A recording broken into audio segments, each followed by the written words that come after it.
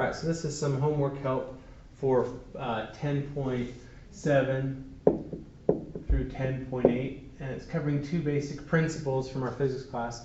One is the idea of buoyancy and how we calculate the force due to buoyancy, and the other is called the law of continuity. Now, buoyancy is also known as Archimedes Principle, which has to do with this idea that when you submerge something in water, that there is a push back to remove that object out of the water. Essentially, you're moving water out of place or displacing whatever that fluid is, and that fluid wants to push back and say, get out of my space.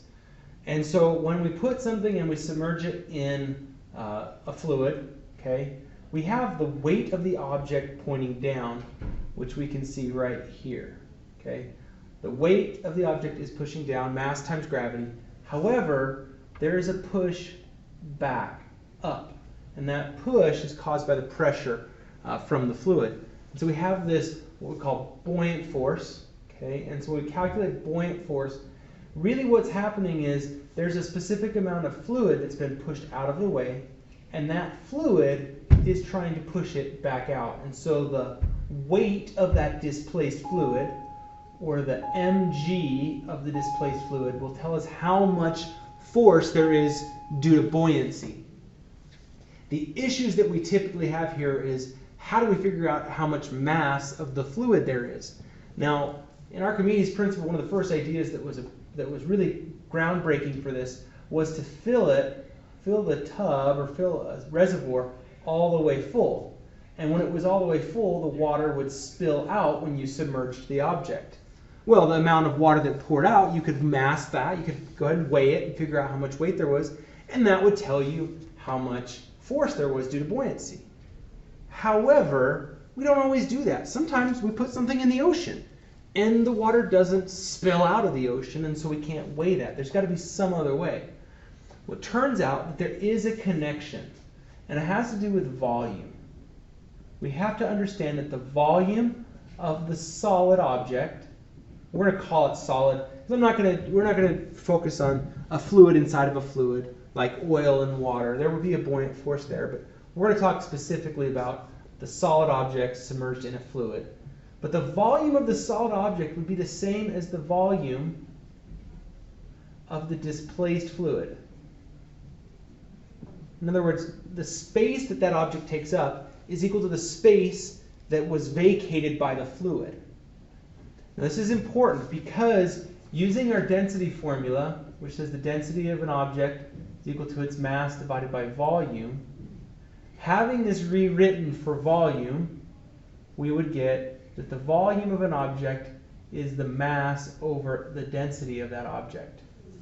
Now that's important because here we have that the volume of a solid is the same as the volume of the displaced fluid, meaning that the mass of the solid over the density of the solid will equal the mass of the fluid over the density of the fluid.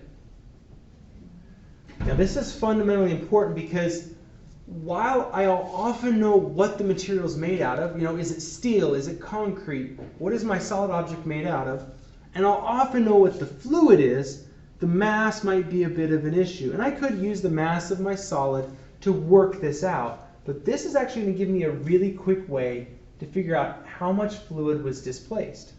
All I have to do is times by the density of the fluid on both sides,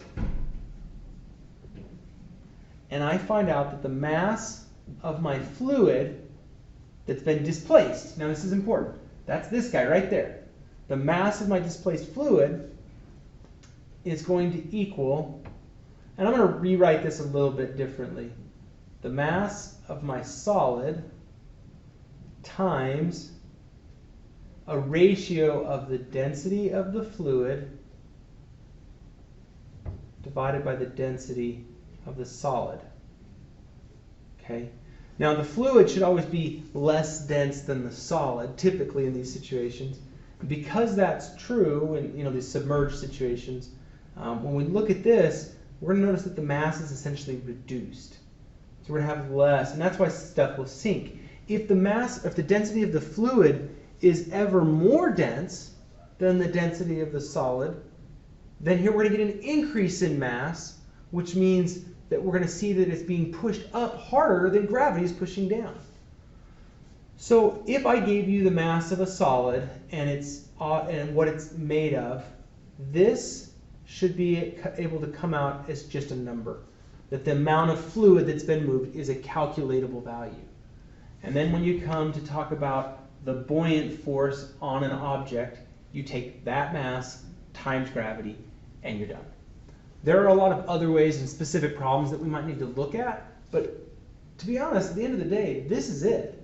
If you know the mass of the solid object that's being submerged, and you know what the fluid is and what the solid object is made out of, you should be able to calculate the displaced fluid, its mass, and from there calculate the buoyant force. And so, where this normally weighed whatever mg was, the buoyant force is going to reduce that actual weight and give us what's called an apparent weight. It's going to make it seem that instead of being 100 newtons, maybe it's only 70 newtons. It suddenly seems lighter because the water's helping us lift, or the mercury, or whatever fluid this is submerged in. All right, the second principle that we're going to talk about is the law of continuity, which has to do with this idea that pressure has something to do with the speed of a moving fluid. Essentially, the faster fluid moves, you'll see a pressure change, okay? You'll see pressure drops. But to go with that, you have to have a restriction of size. And so essentially what the law of continuity says is that for any area, that you're running a closed system through, so we're running some sort of fluid through our pipe here, a big area times a velocity, when it's compressed into a smaller cross-sectional area, we'll call this A2, this is A1. Because we went to a smaller A1, right, or A2, there was a drop in size there, V2 is going to have to increase to compensate for that. And if you've ever put your thumb over the end of a hose, you've seen that happen. Water that's barely dribbling out of the hose suddenly shoots out with a lot of velocity. And so we have this basic idea. Now you do have to keep in mind that area sometimes is length times width if it's a rectangle or square, or the area might be pi r squared if it's circular. So depending on the shape of the opening, it's going to determine how you calculate that area. It's not always just length times width. Sometimes you usually have to look at those things.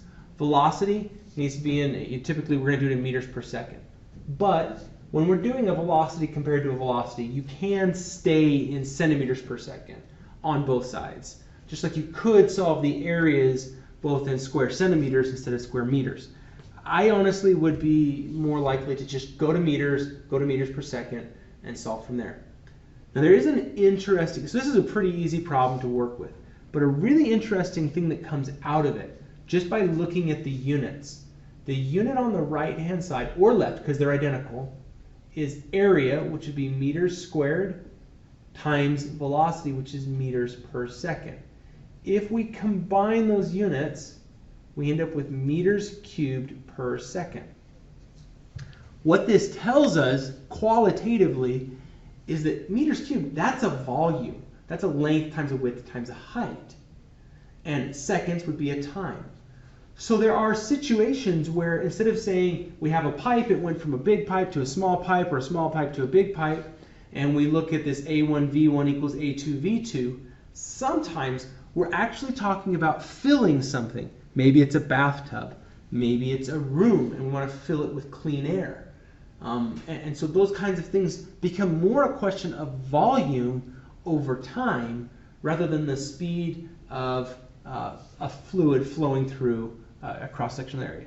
This, it works out the same if you were to take and make a cross-sectional area and say that it's going to go through this space in a certain amount of time. You could still make this qualitatively the same as A1 V1 equals A2 V2. But what I found over time is that students struggle with this a little bit. And so if you have, like, say, water coming out of a hose or out of a faucet filling a tub, okay, you're going to have a cross-sectional area, we'll call that A1, and a velocity, V1. There's our velocity moving to the side. that equation right there is going to equal the volume of this tub or pool or whatever, the volume divided by the time it takes to fill. So you want to know how long it's going to take me to fill up this tub. Let's hit it, you turn on the faucet in your tub. You don't want to stand there and watch the tub fill, but you also don't want to walk away and have it pouring all over the floor. So how long is it going to take to fill? Well, that's a really easy calculation. All we have to do is figure out how fast it's coming out of the pipe and what its cross-sectional area is, and we can figure out how long it's going to take to fill the tub. Those are important questions that we might want to ask about the rate at which we irrigate our fields. This question has a ton to do with the irrigation systems and the canal systems that we use here in Idaho. It is just fundamental to how we work with it. But I hope that this is enough to kind of get you through the premises and understand what's happening here. Let me know if you have questions, and we'll see you in class.